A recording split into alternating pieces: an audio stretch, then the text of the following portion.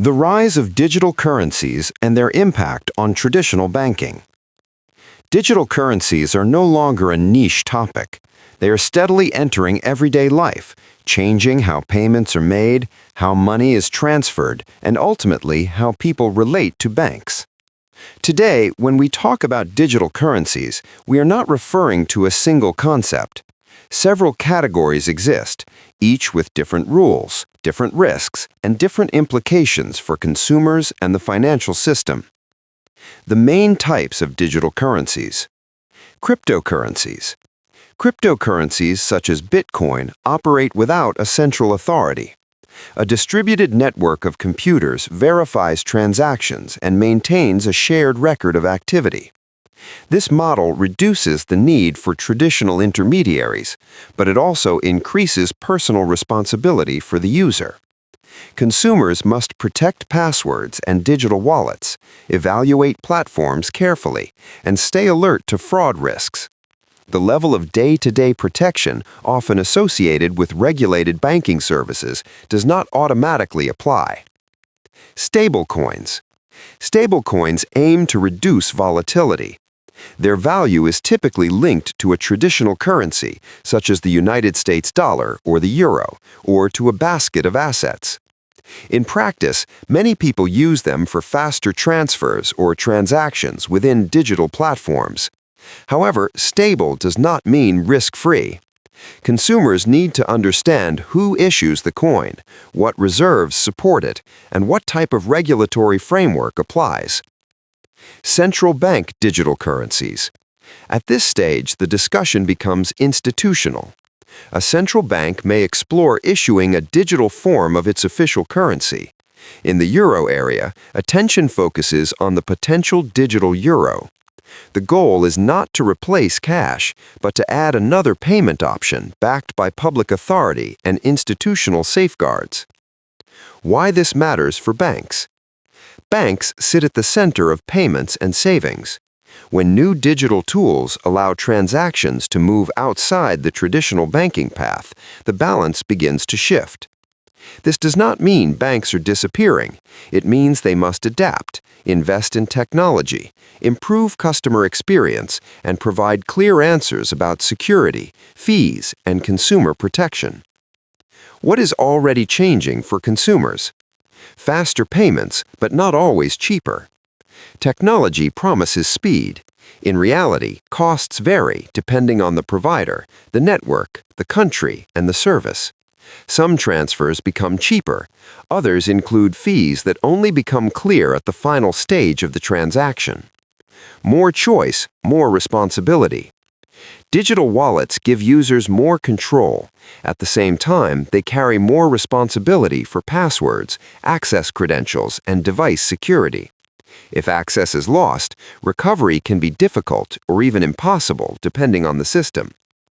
Greater exposure to fraud. As the market grows, so do scams. Fake platforms, unclear investment opportunities, and messages that imitate banks or public institutions are increasingly common.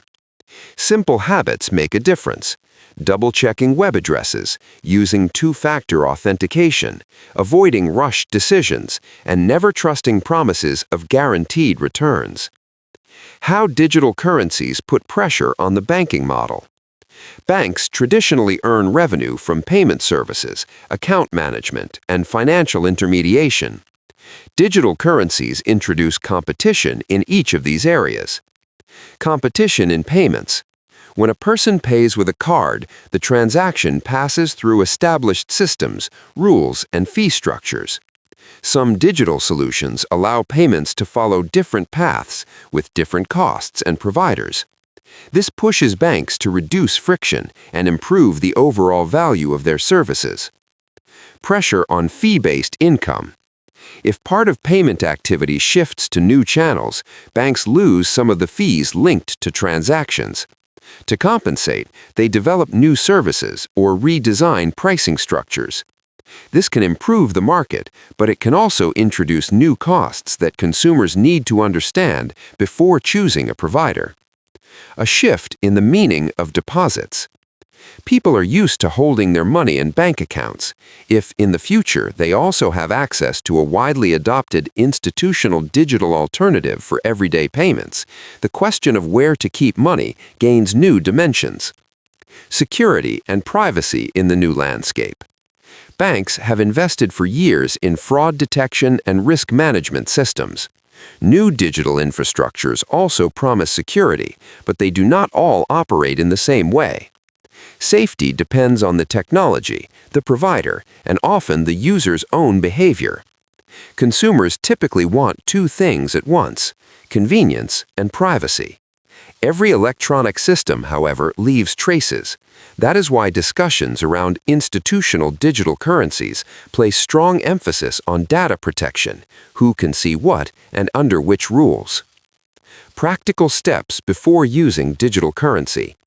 Check who provides the service. Do not start with what the product promises. Start with who offers it and under which regulatory framework it operates. Keep security measures simple and strong. Use strong passwords, enable two-factor authentication, and avoid storing sensitive information in unsecured places. Do not confuse technology with guarantees. Being digital does not automatically mean being institutionally guaranteed. Where things may be headed. Developments are moving along three parallel tracks: technological innovation, regulation, and consumer behavior. Together, they will shape the next normal in payments and financial services. Banks will remain, but their role will evolve. Banks are unlikely to disappear from the system. Their role, however, is shifting. They will need to operate more like digital service platforms, with a strong focus on user experience, transparency, and speed. What consumers may notice in daily life. More payment options on the same device. The average user may rely on more than one wallet, combining traditional banking apps with newer digital tools. Potentially smoother cross-border transfers. Technology can reduce delays and friction, but final costs will still depend on the provider and the rules in each country. A growing need for basic financial literacy. Consumers do not need to become experts, but they should recognize realistic risks, understand protections, and follow simple security practices. What to keep in mind before making decisions. Do not rely on hype. Everyday usefulness depends on stability, cost, protection, and ease of use. Ask for clear terms. If a service does not clearly explain fees, risks, and protections, it does not provide the information needed for a sound decision. Put security first. No speed advantage is worth losing control of your money. Conclusion. Digital currencies are reshaping the financial landscape by offering new ways to transfer value and make payments. At the same time, they introduce new responsibilities and require better informed choices.